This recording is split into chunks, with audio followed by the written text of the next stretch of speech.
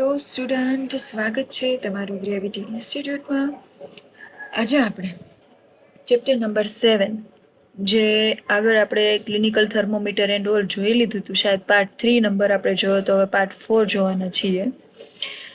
તો આમાં છે આપણે લેબોરેટરી થર્મોમીટરથી આપણું બે થર્મોમીટર આપણે બે ટાઈપના જોયા હતા, એક હતું ક્લિનિકલ અને એક હતું લેબોરેટરી. ક્લિનિકલમાં આપણે એટલું જોયું હતું કે એમાં છે એ ક્યારેય આપણે વધારે 42 ડિગ્રી સેલ્સિયસથી વધારે આપણે છે એ મેઝરમેન્ટ નહોતા લઈ શકતા.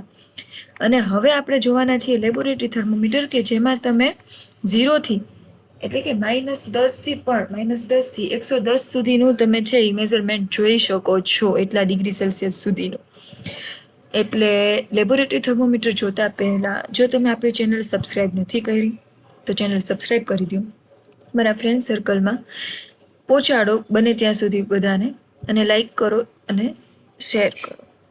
ચાલો આપણે જોઈએ 7.3.2 લેબોરેટરી થર્મોમીટર કોને કહેવાય. ચાલો જોઈએ. લેબોરેટરી થર્મોમીટર ઘણા પ્રકારના હોય છે, પરંતુ તમારી શાળાની પ્રયોગશાળામાં ઉપલબ્ધ લેબોરેટરી થર્મોમીટર કદાચ આકૃતિ 7.3a દર્શાવેલ થર્મોમીટર જેવું હોઈ શકે છે. મોસ્ટલી જો આપણી લેબોરેટરી હોય ને એમાં આવું જ થર્મોમીટર હોય, આવી રીતનું હોય, ટીપ પોઈન્ટ હોય અને બલ્બ કહેવાય, આવું થર્મોમીટર હોય. તો એ છે તમારી ક્લિનિકલ ક્લિનિકલ નહીં, તમારી લેબોરેટરીમાં એ તમે છે એ આસાનીથી જોઈ શકો છો. એક મિનિટ. યસ. હવે શું કીધું છે? તે કાચની બંધ મોઢાવાળી લાંબી સાંકડી અને સમાન જાડાઈ ધરાવતી નળી હોય છે. કેવી હોય છે? લાંબી હોય. એ તો આપણે જોયું અત્યારે, આટલું લાંબુ અહીંયા બતાવ્યું છે, એ લાંબી જેટલી હોય. અને શું હોય છે? એ સાંકડી અને બંધ મોઢાવાળું હોય અને સાંકડું હોય અને સમાન જાડાઈ ધરાવે, એક સરખું હોય, વચ્ચેથી જાડું ને પાતળું ને એવી રીતે ના હોય. આ નળીના એક છેડે બલ્બ હોય છે જેમાં પ્રવાહી ભરેલું હોય છે, અને એ પ્રવાહી કયું હોય છે? અહીંયા આ બલ્બ છે અને એમાં પ્રવાહી હોય છે. એ પ્રવાહી કયું હોય? મર્ક્યુરી. હવે એ પ્રવાહી જ્યારે ગરમ થશે ત્યારે શું થશે કે આપણે કોઈ હીટવાળી વસ્તુમાં મૂકશું એટલે પારો છે એ કાં તો ઉપર જશે અને કાં તો નીચે જશે. પારો એટલે આપણને ખબર જ છે કે મર્ક્યુરી આપણે આગળ જોઈ ગયા છીએ. પછી લખ્યું છે નળી પર સેલ્સિયસ માપક્રમ અંકિત કરેલો હોય છે, અને આમાં જેટલું તમને દેખાય છે એ બધું સેલ્સિયસ જ દેખાય, એમાં કોઈ પણ જાતના ફેરનહીટ ન હોય. અહીંયા સી લખ્યું છે, એનો મિનિંગ કે આ સેલ્સિયસમાં બધું દર્શાવે છે.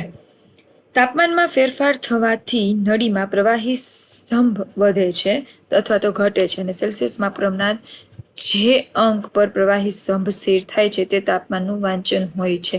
એટલે કે તમે વધારે ગરમમાં તમારું થર્મોમીટર રાખશો તો એ ઓબ્વિયસ છે કે તમારું તાપમાન છે એ અહીંયા ઊંચું બતાવવાના છે, અને બહુ થોડુંક ઠંડુ હોય એમાં રાખો એટલે તમારું તાપમાન કેવું હશે?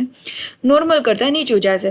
30 અને 20ની વચ્ચે હોય પારો તો તમારો નીચો વયો જશે, એવી રીતે જ્યારે તમે ઠંડા પાણીમાં કે એમાં રાખશો તો. એટલે સેલ્સિયસમાં હોય ને એટલું તમારે યાદ રાખવાનું છે.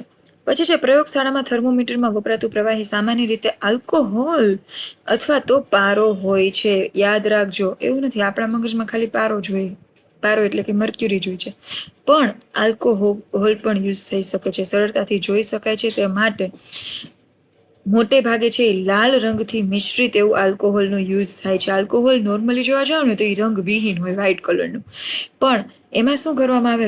રંગ એવો નાખવામાં આવે કે જેથી શું થઈ શકે? સરળતાથી તમે એને જોઈ શકો. અને મર્ક્યુરી છે એ તો તમને ખબર છે સિલ્વર કલર જેવું દેખાતું હોય. મર્ક્યુરી ન જોયું હોય તો તમે રીલ્સમાં કે આ તે વસ્તુમાં જોઈ શકો છો.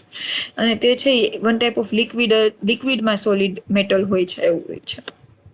તમે હાથમાં લ્યો ને તો પણ એ પાણી જેવું મૂવમેન્ટ કરી શકે એવું હોય, લિક્વિડ ટાઈપ. ચલો ધેન નેક્સ્ટ છે પ્રવૃત્તિ નંબર 7.3. ચાલો અવલોકન કરીએ. ચાલો આપણે આપેલ પ્રયોગશાળાના થર્મોમીટરના તાપમાનનો વિસ્તાર શોધવાનો પ્રયત્ન કરીએ. હવે એનો વિસ્તાર શોધવો હોય કે ક્યાંથી ક્યાં સુધી અવલોકન થઈ શકે છે એની વાત કરી છે. એક લેબોરેટરી થર્મોમીટર લેવાનું છે ને તેનું કાળજીપૂર્વક નિરીક્ષણ કરવાનું છે. શું કીધું છે? નીચેની વિગતોની નોંધ કરવાની છે. તે માપી શકે તેવું લઘુત્તમ તાપમાન કેટલું છે? હવે જો માપી શકે એવું લઘુત્તમ તાપમાન કેટલું છે, તમે આ લેબોરેટરી થર્મોમીટર જોવો તો અહીં તમને આપ્યું છે. કેટલું આપ્યું છે? 110, એટલે કે 110 ડિગ્રી સેલ્સિયસ જેટલું તમે માપી શકો એટલું લઘુત્તમ તાપમાન છે. ધેન શું આપ્યું છે? તે માપી શકે તેટલું મહત્તમ તાપમાન લઘુત્તમ એટલે ઓછામાં ઓછું, જે અહીંયા તમને આપ્યું છે 0 થી પણ નીચે આપ્યું છે, એનો મિનિંગ કે આ -10 છે અને મહત્તમ એટલે 110. તો એટલું યાદ રાખજો, -10 છે એ તમારું લઘુત્તમ છે અને મહત્તમ કેટલું છે 110 છે. બે તમને બાજુમાં ચિત્રમાં બતાવેલા છે. તેથી આ થર્મોમીટરનો ઉપયોગ ખાલી જગ્યા છે. થર્મોમીટરનો ઉપયોગ શું થશે? -10 થી લઈને 110 ડિગ્રી સેલ્સિયસ સુધીનું કોઈ પણ વસ્તુ હશે જેનું ટેમ્પરેચર આપણે મેઝરમેન્ટ કરવું હશે તો આપણે ઇઝીલી પ્રવાહીનું કે એનું મેઝરમેન્ટ કરી શકીએ. સાવચેતી રાખવાની કીધી છે કે લેબોરેટરી થર્મોમીટરનો ઉપયોગ કરતી વખતે નીચેની કાળજી લેવી જોઈએ. શું લેવી જોઈએ? તેનો કાળજીપૂર્વક ઉપયોગ કરવાનો છે. જો તે કોઈ સખત વસ્તુ સાથે અથડાય તો તૂટી શકે છે અને તેને બલ્બથી પકડીને ઉપાડશો નહીં. બલ્બ એટલે કે આવડો આ ભાગેનો જે ટીપ પોઈન્ટ હોય ને ત્યાંથી નહીં ઉપાડવાનું. એ વસ્તુ તો આપણે ક્લિનિકલ થર્મોમીટરમાં જોઈ ગયા હતા. અહીંથી નહીં ઉપાડવાનું, અહીંયા ઉપરના ભાગ છે ને જે આ આપ્યું છે અહીંથી ઉપાડવાનું છે. એટલે ખાસ યાદ રાખવાનું છે. એનો વિસ્તાર છે એ આપણે -10 ડિગ્રી સેલ્સિયસથી 110 ડિગ્રી સેલ્સિયસ જેટલું આપણે યાદ રાખશું. આ 1 માર્ક્સમાં MCQમાં કે બ્લેન્ક્સમાં પૂછાઈ શકે છે અને 1 લાઇનરમાં પણ પૂછાઈ શકે. હવે આપ્યું છે પ્રવૃત્તિ નંબર 7.4. ચાલો અવલોકન કરીએ અને ગણતરી કરીએ. ચાલો હવે આપેલ લેબોરેટરી થર્મોમીટર વડે માપી શકાય તેવું નાનામાં નાનું એટલે કે લઘુત્તમ મૂલ્ય શોધવાનો પ્રયાસ કરીએ. ફરીથી તમે પ્રવૃત્તિ 7.3માં જે થર્મોમીટરનો ઉપયોગ કર્યો હતો એ જ થર્મોમીટર લેવાનું છે અને કાળજીપૂર્વક નિરીક્ષણ કરવાનું છે. નીચેની વિગતો છે એની નોંધ કરવાની છે. શું કીધું છે વિગતોમાં? બે મોટા કાપા વચ્ચે તાપમાનનો કેટલો તફાવત દર્શાવવામાં આવેલો છે. હવે જ્યારે તમે બે મોટા કાપા વચ્ચે તાપમાનનો તફાવત જોવો છો, લાઈક અહીંયા જો આ બે મોટા કાપા છે, એક છે 50 અને એક છે 40. તો એમાં તમને વચ્ચે કેટલો તાપમાનનો તફાવત દેખાય છે? 10 ડિગ્રી સેલ્સિયસનો. તો અહીંયા શું આવશે? 10 ડિગ્રી સેલ્સિયસ. સોરી, થોડું લખી નથી શકાતું. 10 ડિગ્રી સેલ્સિયસ. દેન આ બે મોટા કાપા વચ્ચે કેટલા વિભાગો છે? તો આપણને ખબર છે 10 વિભાગો છે, જે તમને લાઇનિંગ આપી છે નાની એ. એક નાનો વિભાગ કેટલું તાપમાન સૂચવે છે? એક નાનો વિભાગ છે એ 1 ડિગ્રી સેલ્સિયસનું તાપમાન છે એ સૂચવે છે. એટલે તમારે અહીંયા 1 ડિગ્રી સેલ્સિયસ છે યાદ રાખવાનું છે. એક કાપા વચ્ચે મીન્સ બે નાના કાપા વચ્ચેનું જે તફાવત છે 1 ડિગ્રી સેલ્સિયસ જેટલો છે. તો થર્મોમીટર વડે માપી શકાય તે લઘુત્તમ મૂલ્ય શું હોઈ શકે? તો થર્મોમીટર વડે માપી શકાય લઘુત્તમ મૂલ્ય પણ કેટલું હોઈ શકે? 1 ડિગ્રી સેલ્સિયસ જેટલું. તો આ બધા એના તમને ક્યાંથી ખબર પડશે? આ જેટલા પણ મેં આન્સર આપ્યા તમે આ જ્યારે થર્મોમીટરને જોશો ને તો તમને ઇઝીલી ખબર પડી જશે. ચલો હવે નેક્સ્ટ જોઈએ.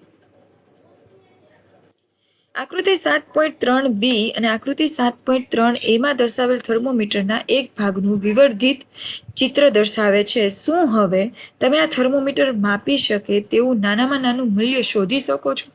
આ થર્મોમીટર માપી શકે એવું નાનામાં નાનું મૂલ્ય શું તમારાથી શોધી શકાય? તો તમારે શું કરવું પડે? કોઈ ઠંડા પ્રવાહીમાં રાખવું પડે. પ્રવૃત્તિ નંબર 7.3b માં દર્શાવેલ થર્મોમીટર માટે તાપમાનનો તફાવત 0 ડિગ્રી સેલ્સિયસ અને 10 ડિગ્રી સેલ્સિયસ અથવા 10 ડિગ્રી સેલ્સિયસ અને 20 ડિગ્રી સેલ્સિયસ વચ્ચે દર્શાવવામાં આવેલો તાપમાનનો તફાવત 10 ડિગ્રી સેલ્સિયસ છે. આપણને ખબર પડી ગઈ. મેં તમને આન્સર એ આપ્યો કે કોઈ પણ બે તાપમાન વચ્ચેનું જે તમે મૂલ્ય જોવા જાઓ છો તો એ કેટલું હોય છે? 10 ડિગ્રી સેલ્સિયસ જેટલું હોય છે. આ કાપા વચ્ચેના વિભાગોની સંખ્યા 10 છે. હવે આ મેં તમને કીધું કે લાઈન કેટલી તમને આપેલી છે, ટોટલ તમે ગણતરી કરશો એટલે 10 આપેલી છે. આથી એક નાનો ભાગ છે એ કેટલા ડિગ્રી સેલ્સિયસનો થશે? 1 ડિગ્રી સેલ્સિયસનો થશે અને લઘુત્તમ મૂલ્ય પણ 1 ડિગ્રી સેલ્સિયસનું છે. ઉપરના બધાના આન્સર એ લોકોએ અહીંયા આપી દીધા છે. ઇફ યુ તમને ડાઉટ હોય તો તમે જોઈ શકો છો કે બધાના આન્સર સરખા જ છે. પ્લસમાં તમે અહીંયા જેટલું પણ થર્મોમીટરમાં અંદર ગોર કરીને જોવો છો ને એટલું જ તમને અહીંયા આન્સરમાં આપેલું છે. અને નો ખબર પડતી હોય તો પાછું રિપીટ કરો. ખાલી એટલું જ કીધું છે.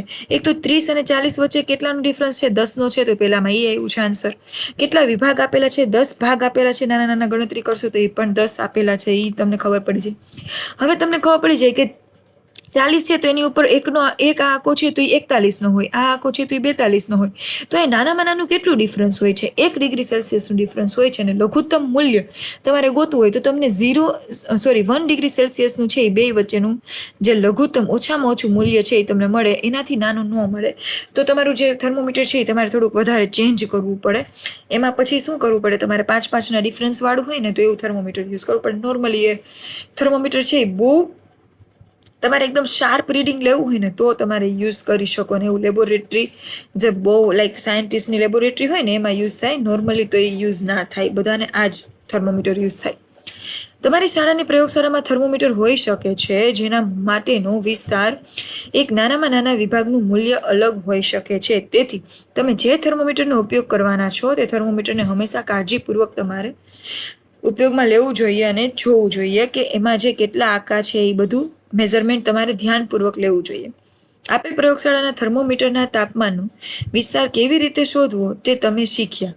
આપેલ પ્રયોગશાળાના થર્મોમીટર દ્વારા માપી શકાય તેવું નાનામાં નાનું મૂલ્ય કેવી રીતે શોધવું તે પણ તમે શીખ્યા છો.